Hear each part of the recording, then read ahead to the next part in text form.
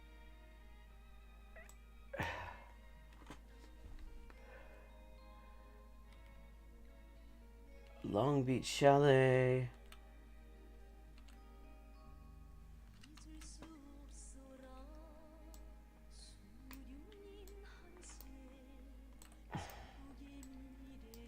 Okay, it's Atlanta Island Resort.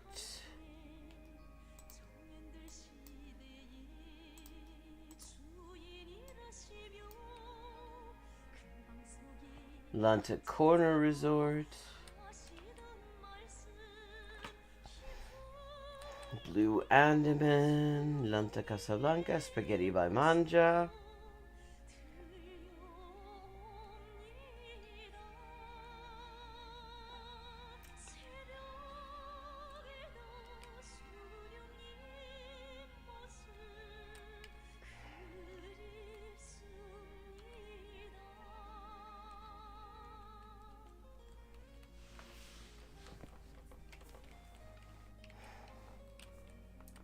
Well, it looks like that's the side of the island where all the resort stuff is.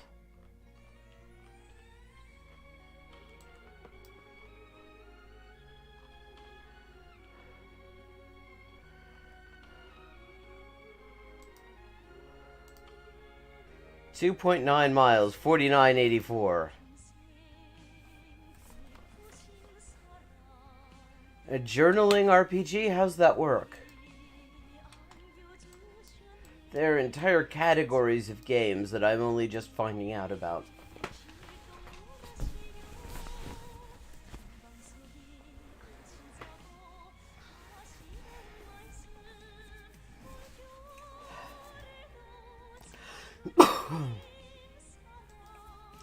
Okay, this feels kind of North American, but I wouldn't bet on it just yet. Okay, it is in fact right-hand traffic.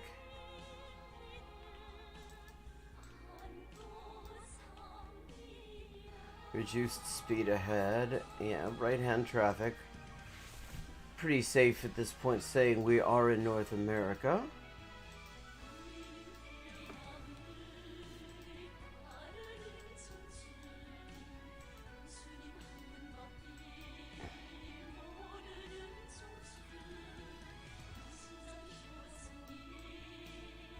And we're in low resolution.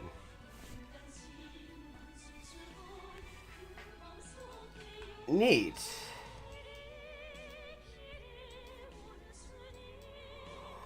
Oh, bloody hell.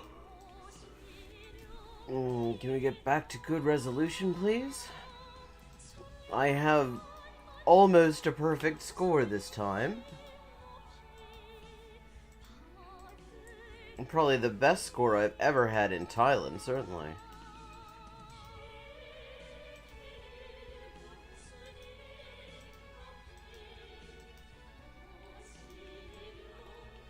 Yeah, equally bad resolution going the other direction, unfortunately.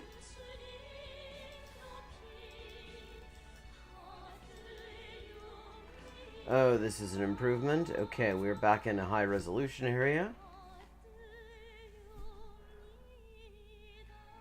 Bannockburn.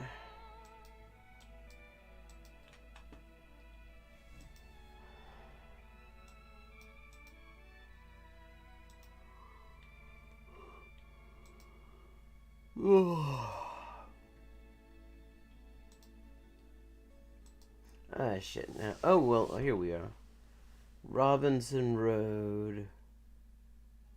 229 area code.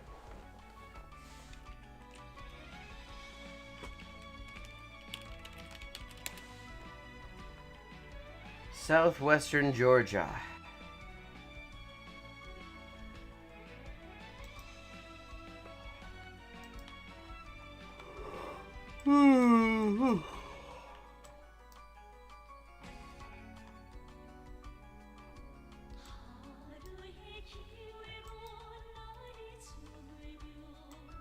Now let's see if we can get some more specificity here.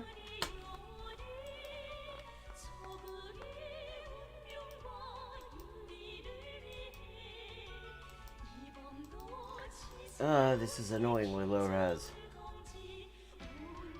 Okay, we're back in high res. My eyesight has been restored.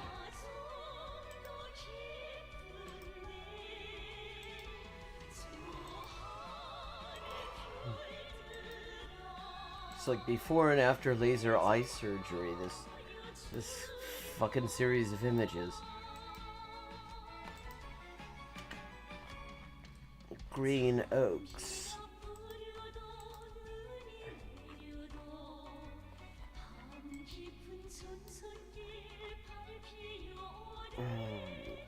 That's 225.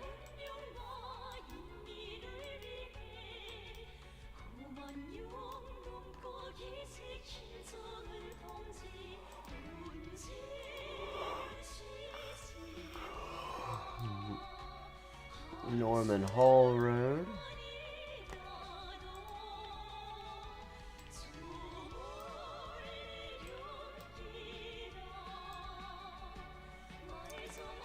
Wiggum.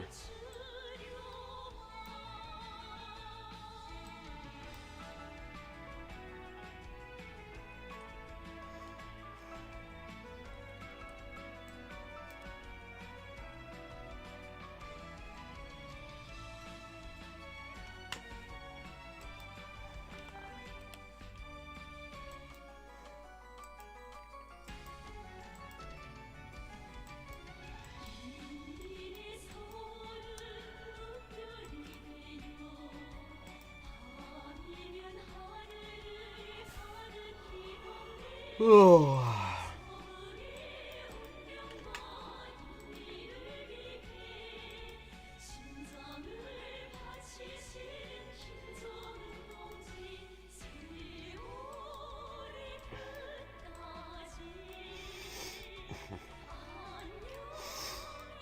Oh, hold on. There was a sign there, I think.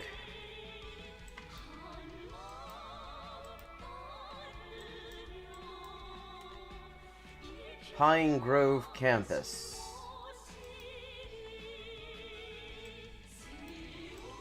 Faceville. Adipolgus.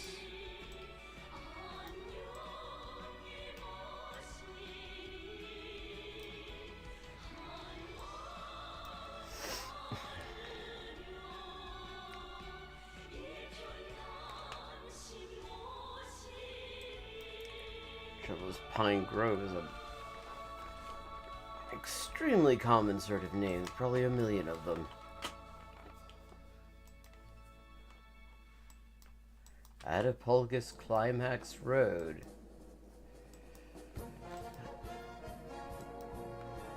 That brings interesting mental images to mind.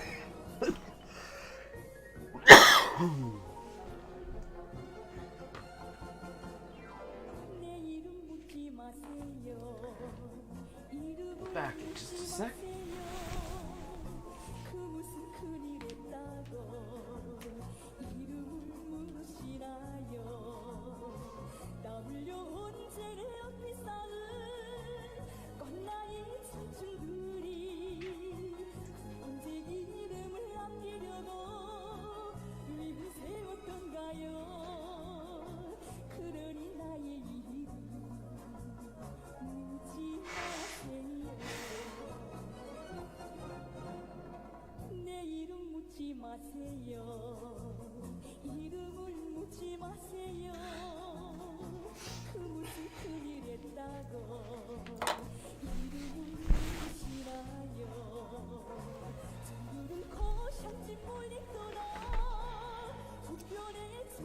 Right. Back to southwestern Georgia and the Adipolgus Climax Road.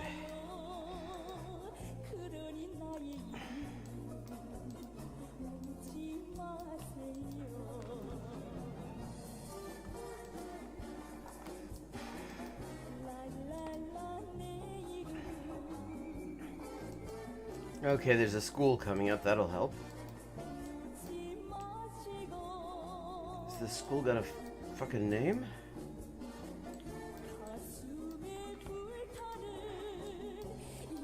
Is it like sort of a generic own brand school? No name.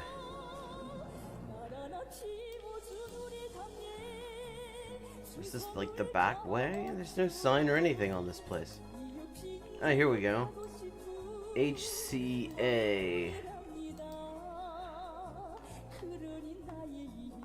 Highland Christian Academy.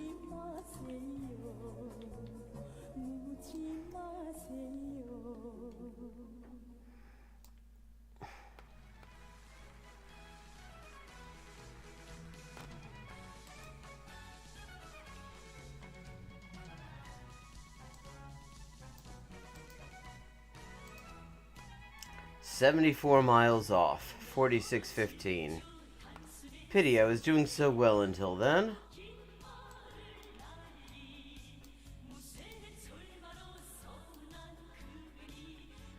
Okay, this is Europe.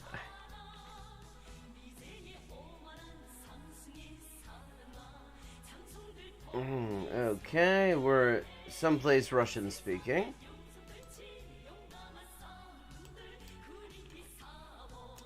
Prestige.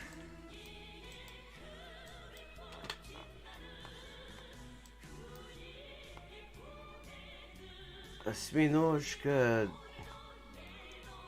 Товары для детей, обувь, одежда, кинотеатр. Улица Воксайная.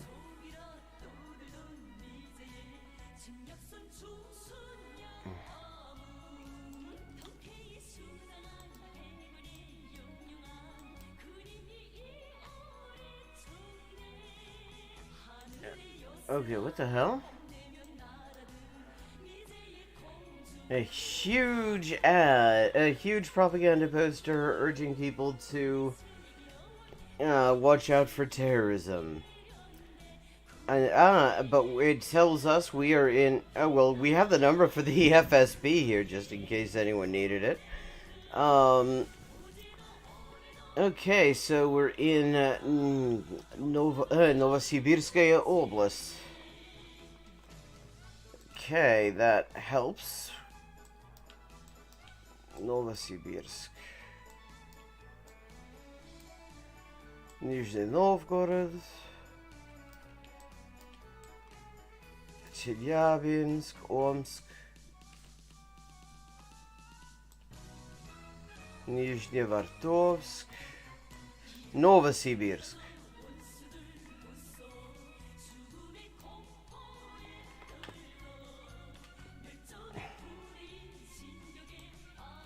And we're not far from the railway station, it seems.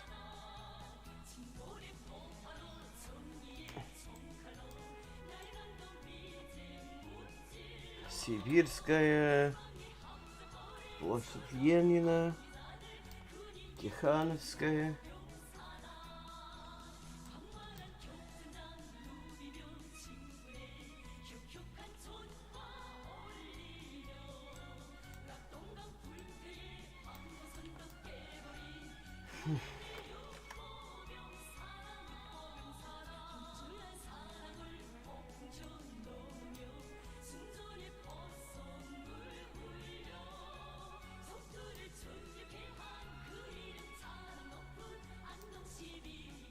Okay, let's see if we can get more information.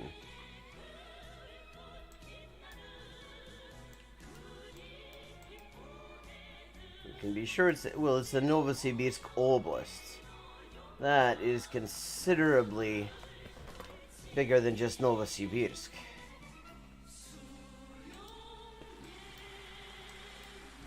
Всё для дома.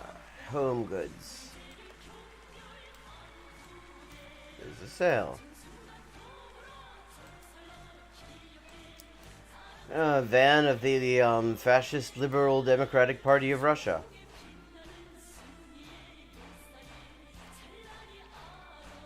Either vote the Liberal Democrats or just keep suffering, it says. I mean, it seems like that's more of an and/or thing. Because the Liberal Democrats are horrible fucks themselves.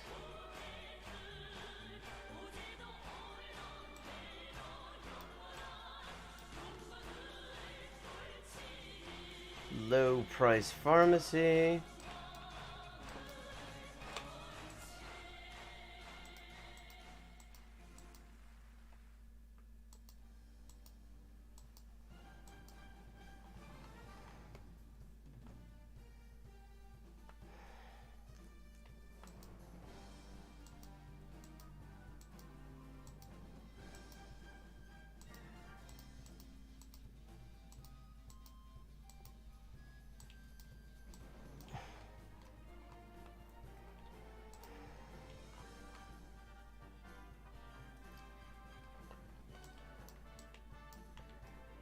Okay.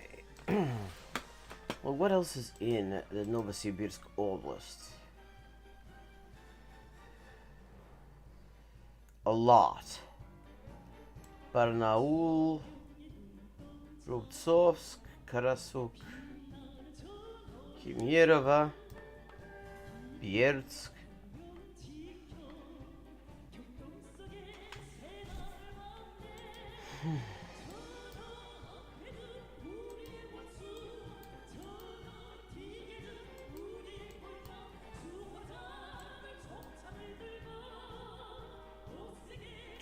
The Board of Honor, the Rule of Honor of the Taguchinsky Rayon. Taguchinsky, never heard of it. Let's see, is that part of Novosibirsk? Первомайский, Krasnoyarsk, Kirovsky, Yeninsky, Taguchinsky. Центральный.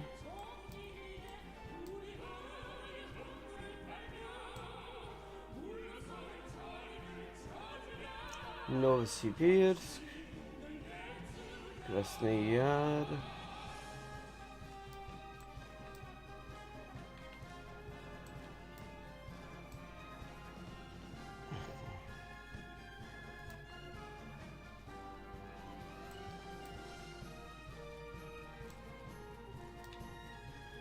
See, Barnaul, that's another fairly large. Ленинский, индустриальный, железнодорожный.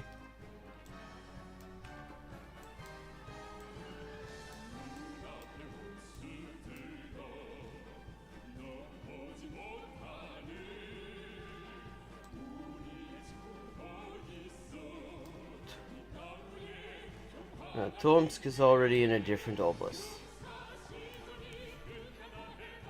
Actually, so is Barnaul.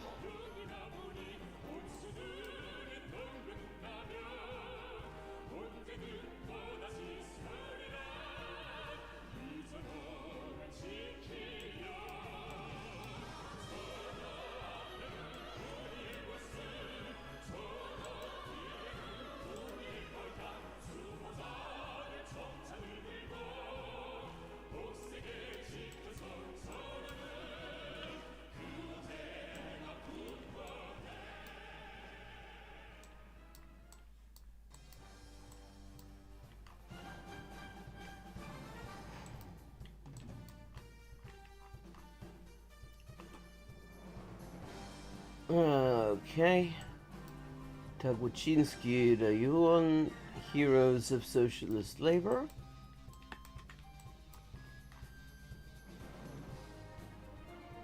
Soviet monument, looks like World War II related.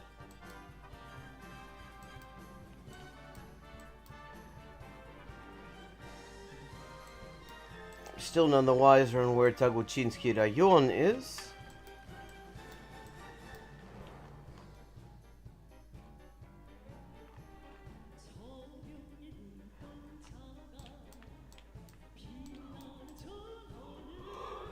Got a very... okay, cop shop. A magazine, a store called Success. A building, they're calling on people to donate to build a cathedral.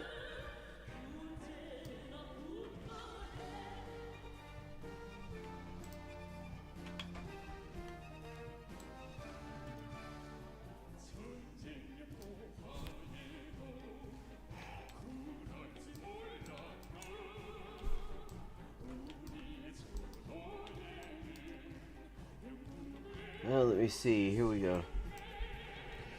Sibirский Bank. Taguchin. Город Taguchin. Let's see.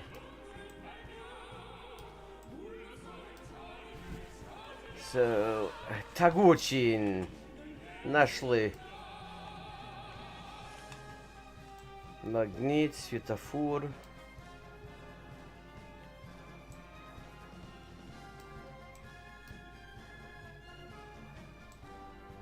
Russian Post.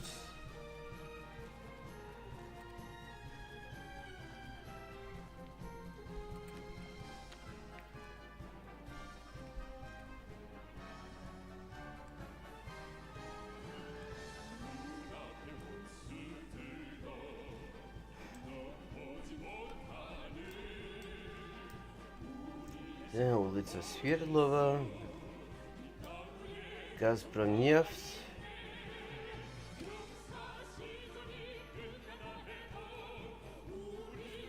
Babaksaya, okay, I think it is around here. So I saw a sign advertising something Babaksaya.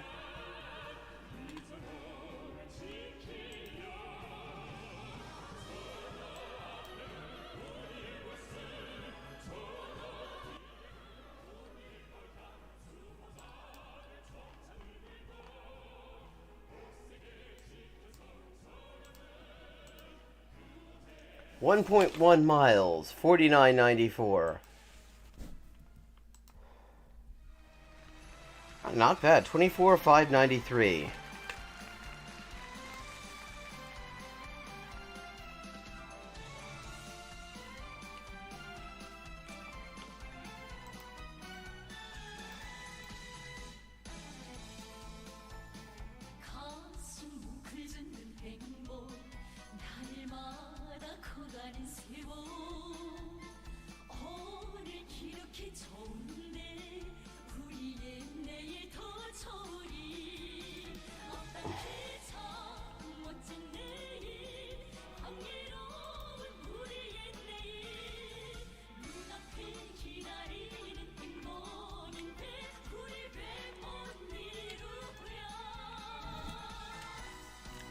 Okay, I'm going to take a quick break for a couple of minutes, and then I'll come back, and then we're going to continue with the video that we were looking at Friday night.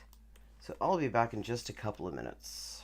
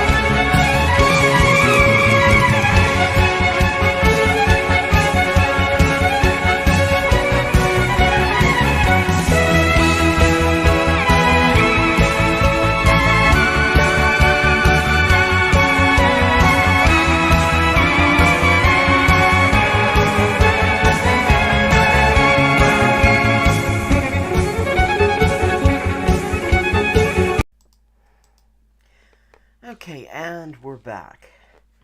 Now, for those of you who were here on Friday, we're looking at Aristocracy, who has been platformed by Vosh and is an anime wash pro-Israel streamer who Vosh was remarkably uncritical of. Now, where we left off, she had just talked about how she was looking at a video from Vox on Israel and Palestine and the conflict and whatever. And she really kind of told on herself at the beginning by saying that she was expecting Vox to be super anti-Israel, which, I mean, that really says something, because Vox is just, like, it's centrist erotica. It is just, I mean, it is porn for the I'm with her foreign policy wonk set. To say that, to think that anything on Vox is going to be anti-Israel is just says just exactly how fucking pro-Israel you actually are. So, let's get back to that. And both Arabs in the region want their own state, and Jews want their own state. Sleep number 3. Oh, fuck off. And both Arabs in the region... Let's back up a few minutes. Arabs and to resist British rule. Then came the Holocaust, leading many more Jews to flee Europe for British Palestine. Okay, they kind of skipped over this, but what starts to happen is... Remember I told you guys that nationalism is a huge aspect? Oh, that's right. She was explaining how she thinks that nationalism was a new thing in the early 20th century. She seems to be confusing, like, anti-colonial movements, like in India and Vietnam and other places, in Ireland, with just nationalism full stop. And not to mention the sort of fake concern about self-determination that the U.S. and the Allies used in World War I to justify participating in that just absolutely pointless slaughter. But yeah, so basically she doesn't know what nationalism is, and she doesn't know when it started or pretty much anything else about the subject. In 1919, after World War I, when they cut up the Middle East, and divided between empires, this was a normal thing that had been done over the past 100 years during European colonialism. They have wars, right, and they divide it up. And this is how you see, these arbitrary lines in, Iraq and etc., right? You know, the French get this section, and they don't really care about where it's useful to have these borders. Well, no, they care about where it's useful to them to have these borders. They don't give a shit about what the indigenous population has to say about it. They didn't even have a seat at the table. But 1919 is a little different, because now there's this huge new nationalism movement that's really becoming strong. And both Arabs in the region want their own state, and Jews want their own state as well. For some reason, Christian Arabs were not vying for their own state. And I don't actually, see, that's already bullshit. See, one of the things that Zionism has done in order to sort of divide up the indigenous population is treat every single Palestinian religious community as if they were a completely separate group that had to be dealt with completely separately, even though they don't actually, for the most part, see themselves that way, or at the very least, didn't necessarily see themselves that way before they started getting treated that way by the Zionist state. So this idea... I mean, the thing is that actually Arab Christians and Arab Muslims were all very much into the Arab nationalist movement. In fact, Arab Jews were as well, it's worth noting. In fact, I mean, in some places like Iraq, it was Arab Jews who were the leadership of the pan-Arab movement. Because the idea behind the movement was, if your native language is Arabic, then you are an Arab, you can be part of the movement. So it was actually, people in minority religions actually really kind of flocked to it. Know about the details of why, so I can't say one way or the other. However, they're kind of like competing, but they Well, I mean, you haven't known a lot of the detail. I mean, like, knowing anything about the history of nationalism is somehow a detail. That hasn't stopped you from crapping on about it so far. also have a larger enemy, right? And the enemy is the British. So Jewish Palestinians see the British as evil imperialists that have taken their historical homeland, and Arabs see the British. Except Jewish Palestinians are also Arabs. She has this really weird way of using the term where she describes Jewish Palestinians. She used that term not to refer to actual Jewish Palestinians who were there and were actually pretty much uniformly anti-Zionist because the Zionist colonization was fucking up their relations with their Christian and Muslim neighbors. She's using the term to refer to Jewish colonists from Europe who are living in Palestine often since very recently. As the exact same thing. You could see here if like I'll show you guys some really interesting stuff. So this is just a poster from the time for the freedom of it was the original Free Palestine. Yeah, except one thing to keep in mind is that Zionism didn't have a huge amount of traction in the US at the time. In fact, if you go back and you read like Elie Wiesel before like 1967, which was a real watershed moment, a political reorientation for the US, because Zionists actually kind of despaired of really ever getting much traction in the Jewish community in the US because it was largely seen as just a new embodiment of the dual loyalty accusation that Jews have always had to find some way to get out of the way of for centuries. So it wasn't popular at all. As far as like most Jews in the US were concerned, they kind of already found where they wanted to be. It was a hell of a lot better than where they had come from because that wasn't hard. It was a very low standard. And so, Palestine wasn't particularly high on the agenda. It was, equality within the US that they wanted. That starts to shift in 1967, but I mean, you have to look at these propaganda posters and things and just keep in mind when you're talking about Zionism in the US, like Zionism in Europe at the time, it was actually a very small movement within the Jewish community. It was not in any way the mainstream view.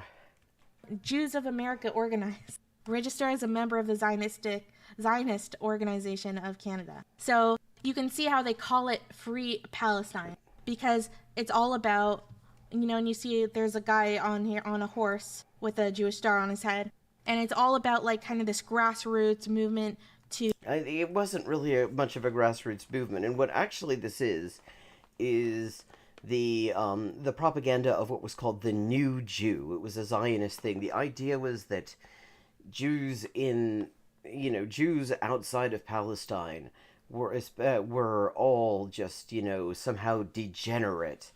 I mean, there's all sorts of like degeneracy bullshit in the Zionist thinking about the effect that it makes the men neurotic and effeminate and all this kind of reactionary bullshit. And so the Zionist ideal that you see in these propaganda posters is this muscular fighting Jews working with their hands and mastering the land and destroying the indigenous people and all that sort of shit.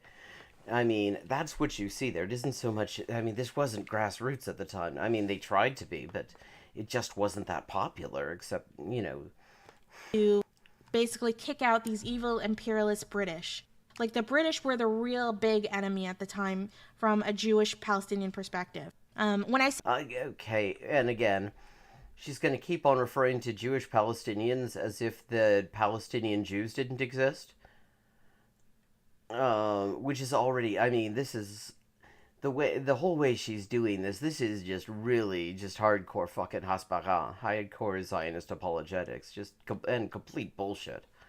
Because by conflating the Zionist settlers in Palestine, in the Yishuv as it was called, the settlement colony, with Palestinian Jews who had already lived there. She's completely lumping two groups together who actually didn't even get on particularly well. Say Jewish Palestinian, I literally mean like Jewish, right? Like that would have Well, yes, we got that you meant Jewish. That's not the problem with your use of the term. eventually become an Israeli. This is another example. Help free Palestine. They see like the hand that's really strong, like making that fist, but it's in his shackles. Yeah, she's. Thank you for interpreting this highly complex and abstract piece of artwork here. And again, look, it's this sort of muscular new Jew aesthetic that was very big at the time in the Zionist movement, and really is now too. That you don't get these kind of like vintage style posters anymore. Now it's just, pictures of fucking Merkava tanks and shit like that. And you've got to help them financially because they need money to get weapons and to build settlements and all these things to try to defeat the British and free Palestine and defeat the British and the Palestinians. Because, I mean, the thing that's being conveniently left out here is that at the time, I mean, this colonization was already pissing off Palestinians. The indigenous population was actually not happy when they realized that this was about taking over as opposed to just living with them. And I mean, it was extremely ugly, as colonization usually is. She's sort of just leaving the Palestinians out entirely. And create a modern Jewish state, which would become Israel. Really interesting how the term Free Palestine changes over time to mean something totally different. And galvanizing much of the world in support of a Jewish state. In 1947, as sectarian violence between Jews and Arabs there grew... Okay, yes, of course, Vox, so they can only see it as sectarian violence. I mean, I imagine if you look at a Vox explainer on the conflict in the 6 counties, you'd also see it described exclusively in sectarian terms, because they will avoid even talking about the issue of fucking settler colonialism, which is where the violence came from. Because it wasn't just sectarian... First of all, sectarian violence between Arabs and Jews is already just wrong, because part of the population was Arab and Jewish. There are Arab Jews, and some of them are Palestinian, and they were actually on the side of the other Palestinians. They didn't want this colonization either, not just because they didn't want to be colonized, but because it was fucking up their relationship with the other religions in their community. The United Nations approved a plan to divide British Palestine into 2 separate states. They skip so many important things, like the Balfour Declaration and so many false promises. Well, you skipped the Balfour Declaration. You just, I mean... So there's tons and tons of conflicts going on, right? Like, there's actually Jewish terrorist groups called the Stern Gang that starts at the time. And when I... well, that's just one of them. That's the Irgun Savai Leumi, National Armed Forces. The National Armed Organization. There was also the Haganah, which literally means defense, except they weren't really defending, they were just attacking. I mean, and it's worth noting that one of the major targets of these paramilitary groups was Palestinian Jews. I say terrorists, I literally mean terrorists. And they start targeting the British specifically.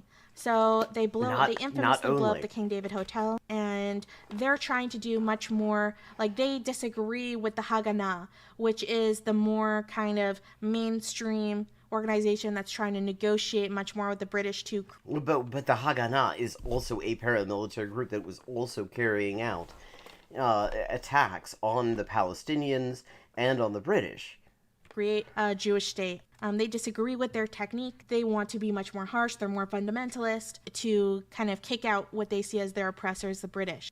And what's worth noting is that the Stern Gang, or Irgun Savai Leumi, in addition to being the source of a number of Israeli prime ministers, went on in World War II to make an offer. They sent a letter to Berlin to offering to enter the war on the German side in exchange for what they called a völkisch nationalist totalitarian Israel as a German protectorate. The Germans didn't answer. They didn't take the call. They didn't respond. but that this is the sort of attitude that the Stone Gang had, and they later ended up. I mean, that is a major source of actually the Likud faction, the Likud party. So they start, bombing them, etc. Rings a bell, I know. One of the other things that was going on also is that the British are making promises and conflicting promises to both the Arab Muslims of the region and the Not just the Arab Muslims. I mean, she keeps on trying to make this religious, but the reality is they were making these promises to the Palestinian community as a whole, the Palestinian Christians, Jews, and Muslims. Jews. So they're telling the Jews, specifically the head of the Haganah, who is David Ben-Gurion, who would later become the Prime Minister of Israel. And who also, speaking of absolutely shameful histories in episodes in Zionist history, said during, as Jews were in Europe were trying to find some place safe to get to, that if he could save half of the Jewish children of Europe by sending them to Palestine, or all of them by sending them elsewhere, he would opt to save half of them. I mean, the thing is, that's the thing. The Zionist movement actually does not even give too much of a shit about Jews in the rest of the world. It's only their colonial project that matters, and everything else is just measured in terms of value of for their colonial project, and that's true up to now. I mean, Israel has very cordial relations with some of the most anti-Semitic governments in Europe, like Orban in Hungary, like the Nazi apologist governments in the Baltics, where they celebrate the Lithuanian SS units, all sorts. I mean, basically, and not to mention the fucking fundamentalist white supremacist Christians who literally see support for Israel as a way to carry out genocide in order to fulfill their fucked up prophecies. I mean, Zionists and anti-Semites are the most iconic duo you've never heard of. And that goes back to Herzl, who said that anti-Semites would be the movement's greatest allies, because they wanted to get rid of Jews, and Zionism was about giving them a place to put Jews. I'll show you guys see. So he's doing a lot of negotiations with the British, and the British are regularly making promises where they'll say, like, okay, we'll give you this part of the region, we'll give you the entire west part of Palestine, we'll give you the entire east part. And keep in mind, the British mandate of Palestine did not just include modern-day Israel. It also included Jordan. Keep in mind, the concept of Jordan did not exist at the time. So the mandate really includes the entire area. This is their entire control. But yeah, so they're making conflicting promises, and this, in the end, makes... And, I mean, there's the issue that they aren't in any position to be making... They have no right to be making promises about this land anyway. It's not their land. It belongs to the fucking Palestinians. They can't... I mean, there's this whole idea... I mean, she just sort of brushes over, oh yeah, countries just sort of got together and drew lines on the map without caring much, and it's like, yeah, that's totally illegitimate, and the people in those countries who were affected by these bullshit borders that often resulted in a huge amount of bloodshed up until today have every right to be pissed off about that, and that includes the Palestinians. The situation far worse, and it directly leads to the Arab Muslims rejecting the creation of an Israeli state. Okay. First, oh god, I mean, I don't know how much of this is she doesn't know what the fuck she's talking about, and how much of this is just racism, but it wasn't just the Arab Muslims. It was the Palestinian community as a whole, the Palestinian Jews, Christians, and Muslims. They all were in pretty much agreement about all of this, and it wasn't an Israeli state. It's worth noting. It's a Zionist state. In fact, Israel, up to now, like, people have tried to, instead of having the ethnicity marker on their Israeli IDs, they'd rather just have it say Israeli, and Israeli courts knocked them back because it is specifically the state of the Jewish people everywhere in the world, and that they're not of some Israeli nation that they don't even recognize as existing. So saying an Israeli state is really just a weird choice. I mean, I don't know how much of this is she just doesn't know what the hell she's talking about, and she's just regurgitating talking points, and how much of this is deliberate. But it's fucked up. I mean, hindsight is 2020, but because the core of it, like, one of the big moments is when, like, is in May 1948, the UN declares Israel a state. The next day, immediately, all the Arab nations surrounding Israel, including the Arab Muslims in the region, declare war. Not just the Arab Muslims. She keeps on saying that as if the Palestinian Christians, etc., were cool with it. And that's just not true. That simply isn't true. This is... okay, that is just really annoying. And they don't recognize it. And what's unfortunate... And why should they recognize it? Why should they recognize a colonial entity that has been imposed on them without their consent?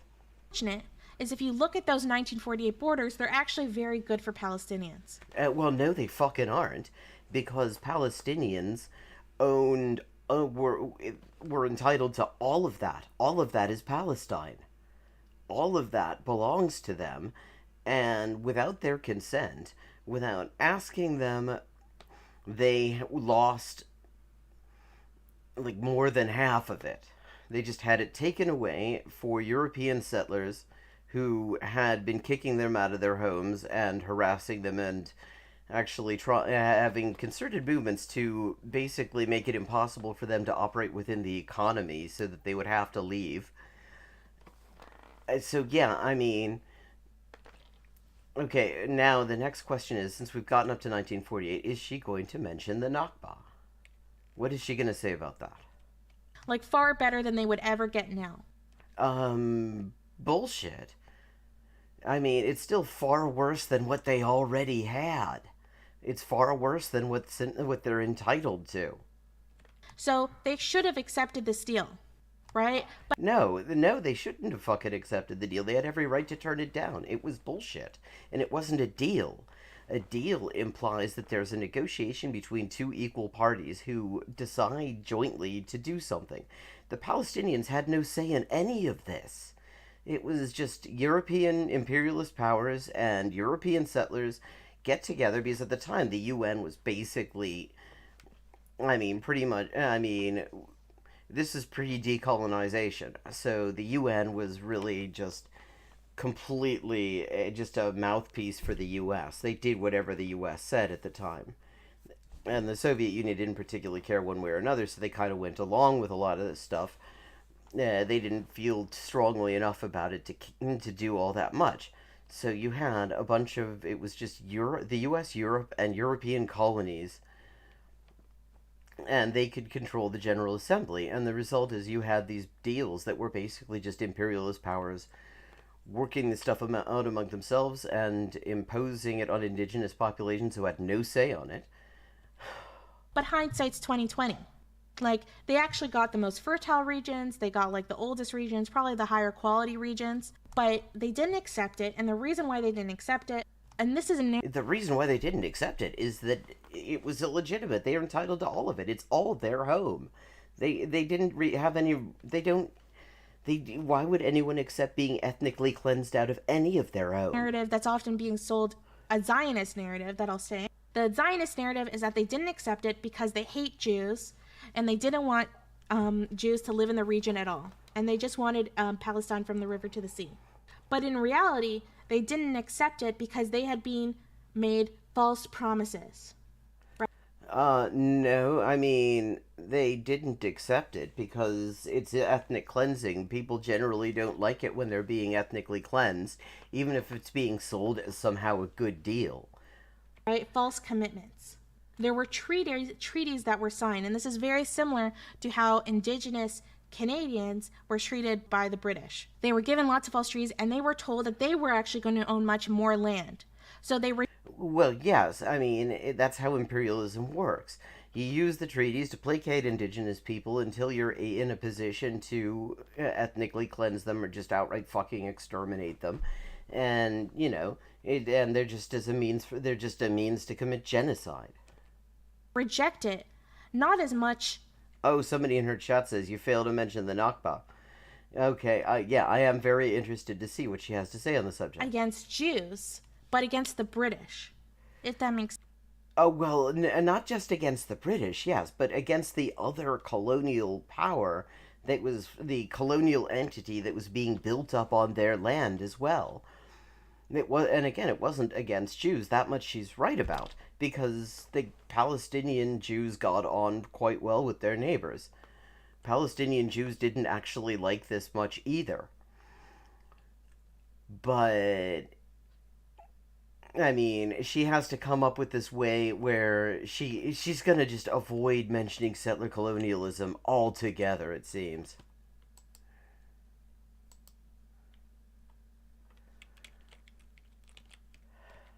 Sense.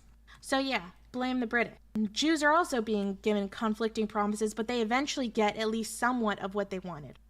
And also saying Jews is already kind of anti-Semitic, I have to say. Because the thing is, what that does is conflate Jews as a whole, most of whom have never lived in Palestine, still don't. I mean, the majority of the Jewish population of the world lives outside of Palestine, and the tendency is growing because a lot of Jewish Israelis are really just can't stand the direction the country's going in, and so they're taking advantage of their ancestral nationalities to go back to their ancestral homes in Europe and other places. Berlin is particularly popular. So saying the Jews is just wrong. It's the Zionists. It's the Zionist movement that was doing this. The Jews were not doing it. In fact, actually, again, it wasn't actually all that popular even then in the Jewish community as a whole.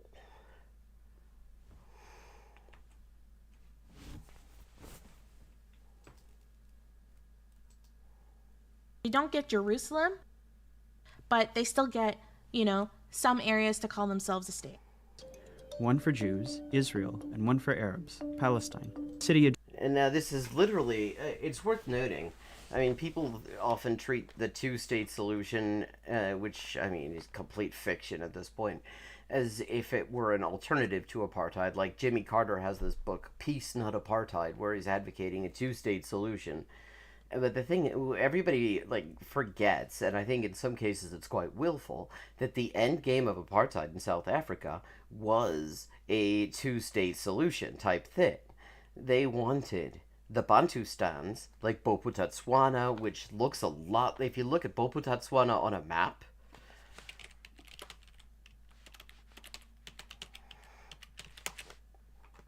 let's see. Okay, there we go. That's Bophuthatswana on a map. See that thing that looks like a gram stain or something like that? That shape? Hell. Can you, is that showing up? Yeah, I mean, that was what was supposed to be the sovereign nation of Bophuthatswana, one of these Bantustans, and it looks a lot like the bullshit that is being sold as some sort of Palestinian state these days, in the West Bank, where you have these totally discontiguous little enclaves that are separated up. What shows?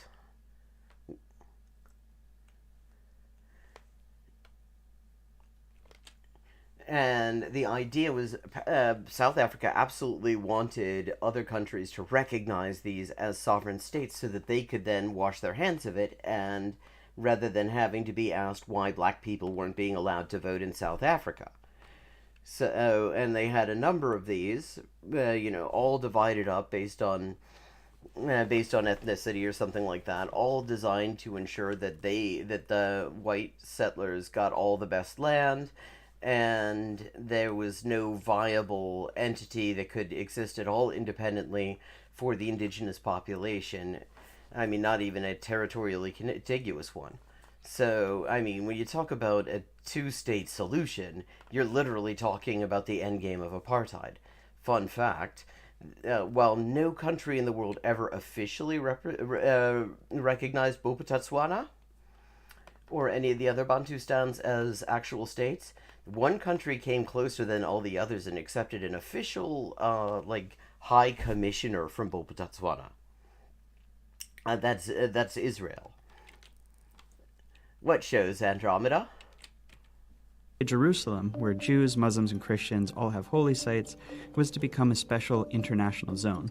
The plan was meant to give Jews a state, to establish Palestinian independence. I still think that would have been the best solution, considering. Well, yes, because you're a fucking Zionist, and you're not considering that maybe an apartheid solution where a settler colonial entity gets gets basically the entire coastline, and the indigenous population gets like these discontiguous little enclaves to pretend is a viable state. That sucks because the indigenous population is entitled to all of that. That's all their land. There's no legitimate reason to kick them off of any of it. But it's not possible now. I can't even imagine it happening now because there's now been 70 years of buildings and infrastructure around the Israeli state in Jerusalem as their capital, that it's very hard for me to imagine that ever becoming an international zone. And it's unfortunate because originally the plan was a good one. And to end the sectarian violence that the British could no longer control. It was okay. See, this is such bullshit. It wasn't sectarian violence. Just like it wasn't strictly sectarian violence in the 6 counties. It was a colonial war. You had a settler colonial population who wanted to subjugate an indigenous population. And yeah, religion was used as a way to sort of direct the conflict out of anti-colonial pathways in both cases. In fact, I keep bringing up the 6 counties because the first British governor of Jerusalem literally made that saw the Yeshu of the Zionist colony in Palestine as what he called our little loyal Jewish Ulster. In other words, they were seeing the Zionists as like the loyalists in the 6 counties. And it fits. In fact, where you're most likely to see Israeli flags in the 6 counties now is in loyalist areas, right next to fucking Union Jacks and UVF emblems, and pictures of fucking King Billy on his big white horse. Jews accepted the plan, and they declared independence as Israel. No, not the Jews. The Jews weren't asked. The Zionist movement were asked.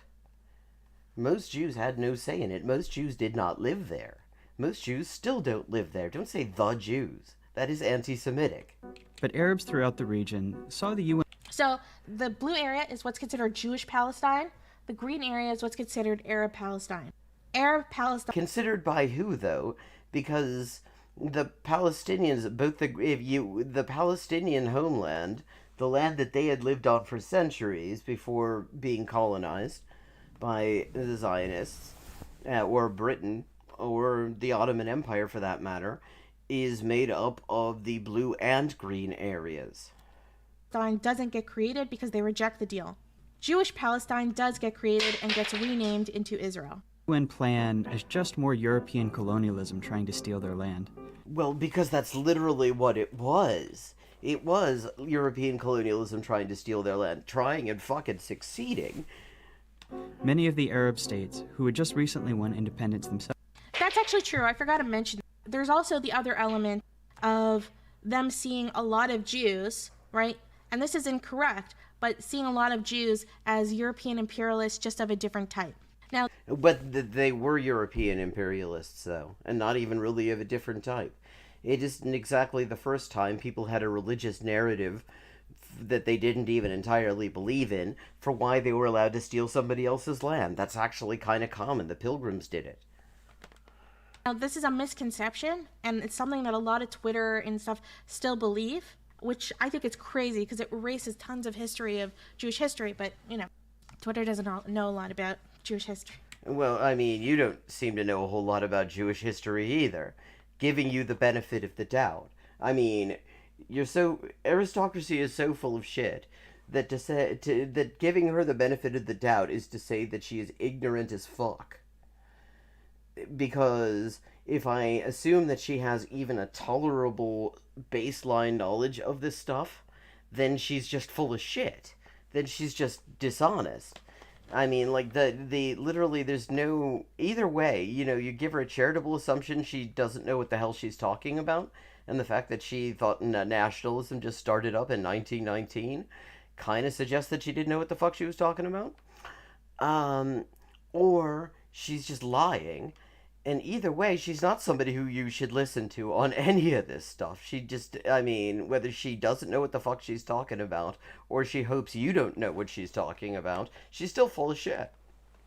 But they're focused so much. There's this concept at the time of creating like pan-Arabism, and this like, and Arabs finally getting independence from their overlords, whether, because the Ottoman Empire were not Arabs, right? They were Turk. And pan-Arabism, it's worth noting, had a lot of Jewish leaders.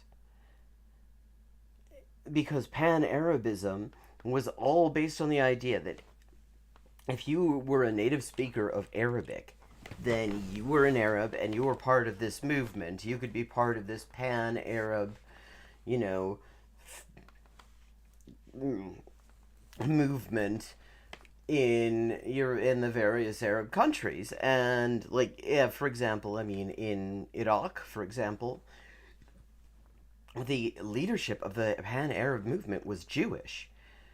Because, I mean, this non-sectarian approach it really appealed to minority religions. It's why they were also, I mean, like in Iraq, like the Ba'ath Party also was full of Catholics for similar reasons, because that was like the pan-Arabist party. And it was like the main political movement other than, other than communism, really, in the Arab world, where the fact that you weren't Muslim would not actually be held against you, where you were considered as much an equal partner as anyone. It was one of the non-sectarian movements. I mean, you had like the pan-Arab movement, and you had the communist movement and everything. But then there was a whole lot of sectarianism. Guess what side the U.S. comes down on in all this? They were big fans of the sectarianism. In fact, defeating Nasser was one of the that was considered like the ultimate boss that they wanted to defeat in the Middle East, because the Pan-Arab movement had this idea that maybe Arabs should be the ones to benefit from all this oil they happen to have under their countries, rather than, imperialists just taking it and forcing them to sell it at ridiculously low prices. And the US really didn't like that. And Israel helped them out there, surprised them by utterly humiliating Nasser in the Six-Day War in 1967, which is around the time that Zionism suddenly becomes like a palatable position, starts to become the respectable position in the Jewish community in the U.S. as well, because suddenly Zionism was totally aligned with U.S. imperialism, and it was no longer seen as dual loyalty. Norman Finkelstein's written some good stuff on this subject. He's given some talks on it years ago. I don't know. He's really gone downhill in recent years, I have to say, but he's done some very good work on the subject back in like the early 2000s, 1990s. Technically from Europe. A lot of people don't realize that. Okay, Jews aren't technically from Europe. That's okay. That is anti-Semitic right there. Because Hungarian. Nobody questions whether Hungarians are from Europe. Hungarians have been in Europe for half as long as we have. Nobody questions the Europeanness of Christianity. Christianity hasn't been on the planet as long as Jews have lived in Europe. Jews have lived in Europe so fucking long that the Roman Jewish community, the Italian Jewish community, has a deal that goes back to the days of the Roman Empire to use the Colosseum on the High Holy Days, Yom Kippur and Rosh Hashanah. I mean, the idea, it's just pure racism. In fact, the idea that Jews are non-European is very much something that comes with the advent of scientific racism. Before that, we were just, heretics or miscreants or whatever, and if we converted, then they were kind of cool with us. And then scientific racism comes as an ideological justifier for all the shit that was being done in the colonies. and somebody works out that it would be kind of handy to use this on the European population as well, and well, the minority that is very handy to be spreading bullshit about is, of course, the Jewish community. So, of course, you start seeing, starting in like the late 18th, early 19th century, you start seeing all sorts of racialization of Jews, which is ultimately where the term anti-Semitism comes from. It was coined in order to refer to racial anti-Jewish racism as opposed to Christian anti-Judaism by a guy by the name of Wilhelm Marr. And so, I mean, this idea that Jews who've lived in Europe for longer than a lot of European people, a lot of European countries have existed. Like, I don't think there's a single European country that existed in name or in anything resembling its current borders for as long as Jews have been in Europe. European Jews are as European as anything. And this idea that we're not is just straight up blood and soil nationalism. It is anti Semitism that happened to be adopted by the Zionist movement as well. I mean, so technically they're not. I mean, I don't know how much thought she's given any of this, but that's a fucked up thing to say, and it has a really fucked up background. And just as a little aside there, I mean, one of the ways you can see how this racialization worked, if you look at the kind of racist narratives that exist about Jews in, traditional European racism, they often are very similar to the racist narratives about Asian peoples, about Arabs, and about East Asians. About the idea that, we're like merchants and we're shifty and inscrutable, and you got to watch your back around us because you never quite know what we're planning and all that kind of bullshit. I mean, because the idea was that Jews were actually an Asian race that had made its way into Europe. I mean, it's all complete bullshit. I mean, it's all just straight up racism, but you can see where it was coming from. And the fact that she just says that uncritically, oh, technically Jews aren't from Europe. Oh, fuck you. I mean, I can trace my fucking family in Germany back to before there was Germany. We've been in Europe long enough that I think we could be considered European, and Zionism is about as European as an ideology can get. So they're free from them, and then they're free from the British, they're free from the French, they're free from all these other powers, and wanting to create and wanting to rule themselves in the entire region of the Middle East. And the problem is that Arabs, while being the majority in the Middle East, are not the only indigenous population there. And of course, what you consider indigenous is totally subjective, right? No, it really isn't. It really fucking isn't totally subjective. European colonists, I mean, see, this notion of avoiding the term colonization is a very recent thing. If you read old school Zionist thought up until like the 1960s or so, probably, definitely up until World War II, Zionists were openly talking about colonization as the goal, that they were colonizing Palestine.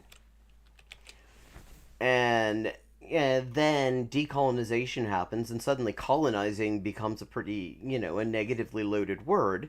And so Zionists say, oh, no, we're not colonizing, we're a national liberation movement.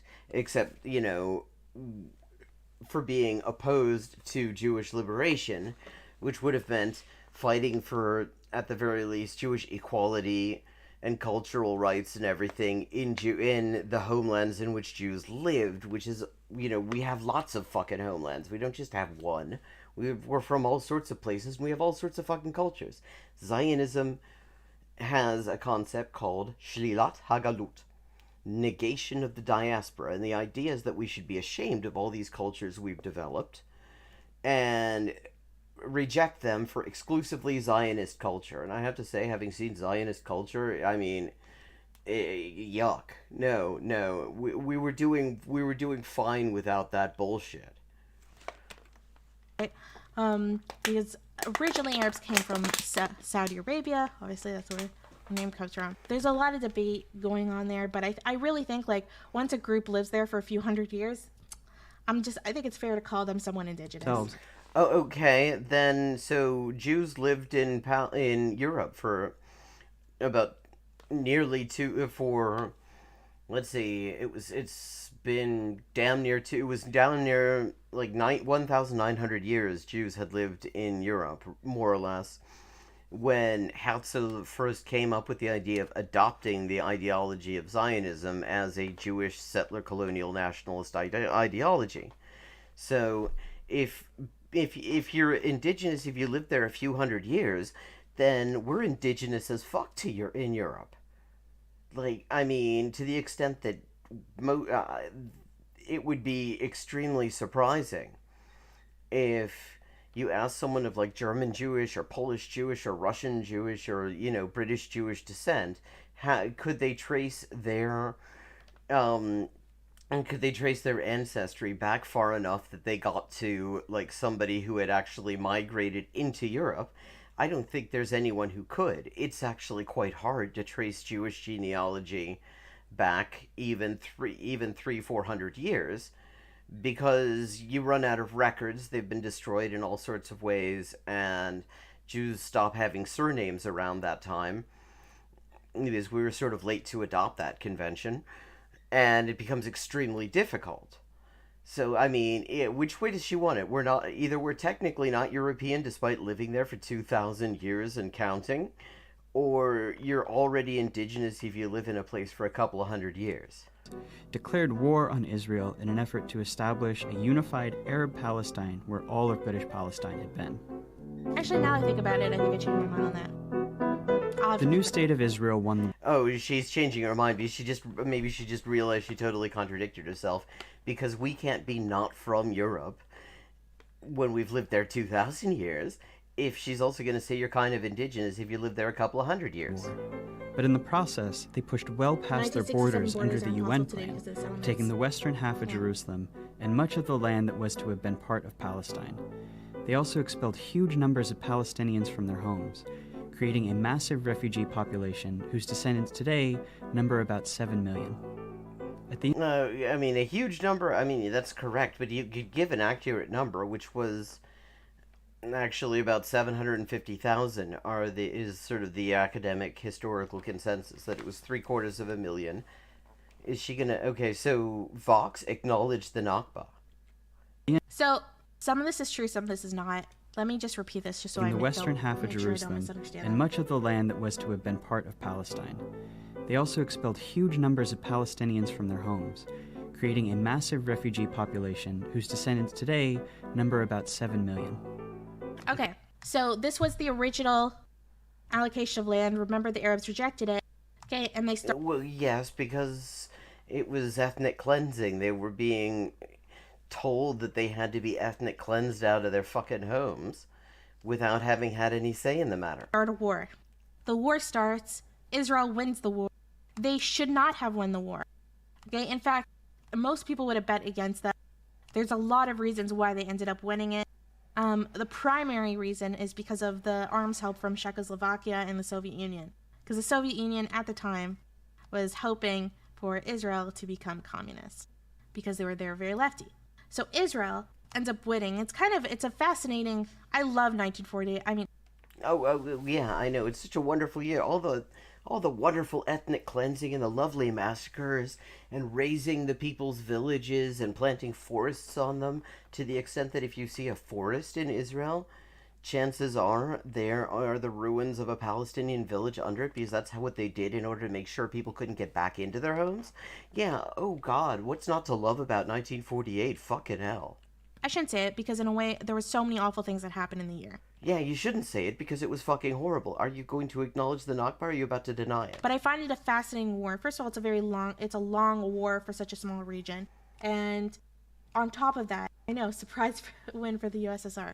But it's really ironic, of course, because the USSR ends up becoming an ally of Egypt against Israel later on, which is one of the reasons why Israel allies with the United States.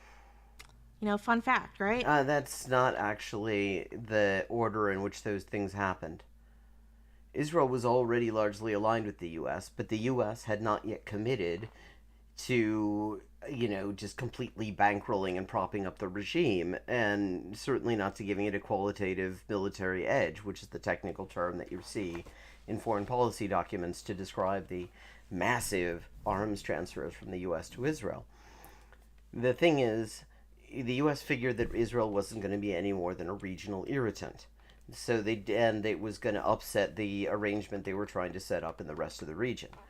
So they didn't want to be seen as being too partisan towards Israel. But then Israel completely just shocks everyone by winning the Six-Day War, completely humiliating Nasser, and the U.S.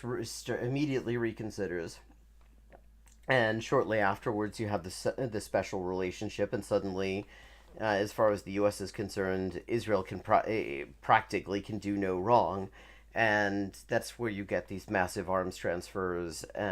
In the U.S. bankrolling the Israeli Air Force, which continues until today. They weren't original good allies.